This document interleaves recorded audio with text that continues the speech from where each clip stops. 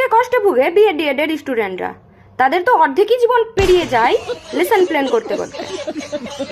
আর যেটুকু জীবনটা বেঁচে থাকে সেটুকু জীবন তো পেরিয়ে যায় অ্যাসাইনমেন্ট আর প্রজেক্টে। তারা রাত জেগে অ্যাসাইনমেন্ট লিখে গুগল থেকে, চ্যাট জিপিটি থেকে, বিভিন্ন বইয়ের পাতা খুঁজে খুঁজে। তারপরের দিন কি হয় জানেন? স্যার ম্যামগুলো এমনভাবে রাইট দিয়ে যাচ্ছে, মানে ওরা একটা লেখা পড়বে না, রাইট দিয়ে চলে যাবে, সব ঠিক লিখেছি। ভিতরে যদি গানও ঢুকিয়ে দিই তাহলে সব ঠিক।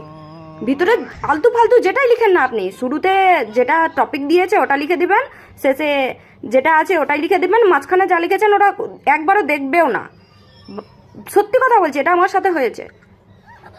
এত ভালো করে লেখার পরেও ওরা ভালো করে দেখবে না, শুধু ডিজাইন কি করে করেছেন আপনি ওটা দেখবে। নাম্বার দেওয়ার বেলায় আবার অনেক